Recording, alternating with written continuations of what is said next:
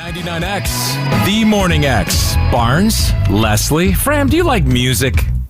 Well, you know I love the 90s.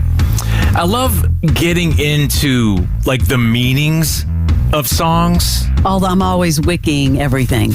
Like, what's our buddy Rick Beato? He's more of, like, the theory. The musician theory, and then you've got Matt Pinfield, who's a walking encyclopedia. One of the biggest podcasts about music is 60 Songs That Explain the 90s, and Rob Harvilla is the host. Here's a little sample of that show. The key to this new guitar riff is the harmonics, right? The little noisy blips. You lift your fingers on your fretting hand just a little. You know what I'm talking about? This is a super technical guitar player thing. What's the best way to describe that sound?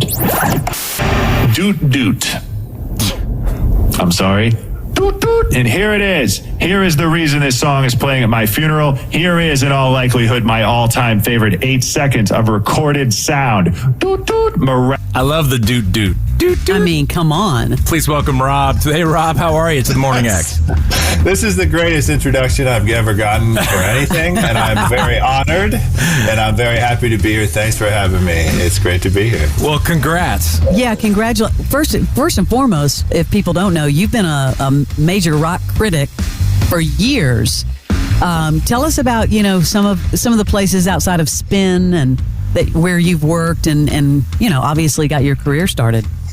It's been about 20 years, yeah. I'm from Ohio originally, and I started out in alt weeklies, which kind of still exist, but basically don't exist anymore. My first job was here in Columbus, Ohio. I moved out to the Bay Area in California for a while. I was at the Village Voice in New York City in the late aughts, I guess, 2006 to 2011 or so. I worked for Spin for a little while. I worked for Deadspin, the sports and culture site, for a little while. And I've been at the Ringer now since 2016. It's the longest I've ever had one job, and most of the places I used to work are either much smaller than they used to be or just do not exist at all. It's never my fault that happens, but that does seem to be what happens. Well, you made the news lately with this Courtney Love story, which I want to get into you about, where she kind of, she released some lyrics that none of us knew, and you had to just be kind of mind blown when you heard this. Let me play that clip. This happened, and you weren't expecting this, right? Not really, no. This just happened on Rob's podcast. Check this out. Smells like Teen Spirit, okay? Come out and play, make up the rules. I know, I hope to buy the truth. Who will be the king and queen of all the outcasted teens? And then he goes, we're so lazy and so stupid. Blame our parents and the cupids. A deposit for a bottle. Stick it inside. No role model. I mean, did that just freak? What was going through your mind when she did that? Hello. It pretty much freaked me out. Afterward, it was like 2 hours that we talked, and then I just lied on the floor for a very long time afterward. I think objectively that's the most surreal moment of my entire career right there. There's just nothing to prepare you for that voice, which I know so well, obviously. For my whole life, I've known that voice. Singing that song that I feel like I've known my whole life, and just singing these alternate lyrics like right at me through a Zoom. Yeah. It was this combination of things that were very familiar to me in a combination that was entirely unfamiliar and like absolutely surreal to me. It was wild as hell, man. Yeah, I would think that, look, she came to our studio one day and in all honesty, never left. Wouldn't leave. Yeah. She did not. That is her way. Yes. We had a fire drill, and she did that. And then right. Do you remember that? We had a fire drill, and Courtney Love comes. This is at the height of her career.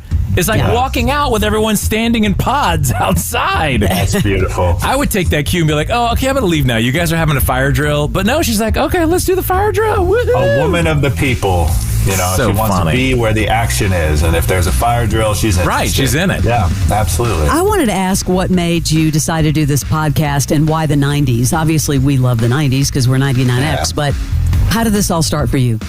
The way that I explained it initially was like the 90s was far enough away to be the past, but not so far away, that it was like way in the past. It wasn't ancient. It felt like it was present tense in the way that it was influencing music now and culture now. And like people know what the 90s is, or everyone has their own idea of what the 90s is. Like it feels distinct as an era.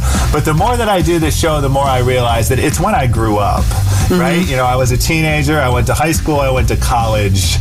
This is the music I loved when I was a teenager, and I've come to believe wholeheartedly that the music that you love as a teenager is like the music you'll love most in your life, like the intensity of that and the way that it becomes your entire identity.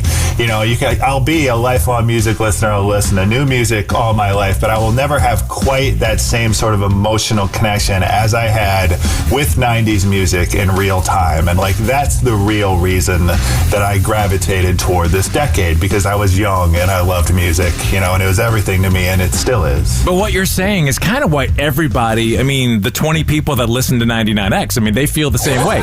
It's a nostalgia that pulls you to a special time in your life, and you're able to kind of relive it. We're talking with Rob Harvilla. He has a podcast, very highly rated, one of the top ones about music, 60 songs that explain the 90s. Have you ever had a band reach out to you after, talking about them, or maybe you said something that triggered them to be like, no, dude?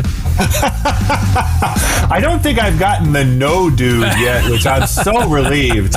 I would just melt down if that ever happened. Yep. How I got to Courtney Love is that I did a whole episode, of course, right? Pretty early on, I did Doll Parts, and she sort of reached out to me through her people. And that's how that initially happened. I don't know that I've gotten like an email from somebody about their specific episode. I've had a few like glancing Twitter things, like the dude from the Crash Test Dummies. Somebody got drunk and Instagram DM'd me a very long thing about by the Crash Test Dummies. Yeah, we played it. Yep. We were one of the first to play it.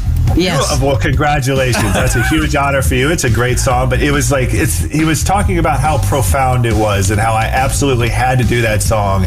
And the dude from the Crash Test Dummies, like just on Twitter, like retweeted me or something. I've had a few moments like that, right, where you sort of pass on social media people in the night. But Courtney is definitely the most prominent example of somebody who I've talked about, like coming at me, like in the real world. Wow. And it's such a bizarre feeling. I am tripping out at her just standing around with you guys at a fire drill, like just in the parking lot. It was a trip. That's hilarious. All right, we're going to take a break. Yeah, we have so many questions. Yes. All right. We'll be back with Rob Harvilla, 60 songs that explain the 90s. You should save it right now in your podcast machine. We'll be right back with Rob. This is the legendary 99X. The Morning X with Barnes and Leslie. 99.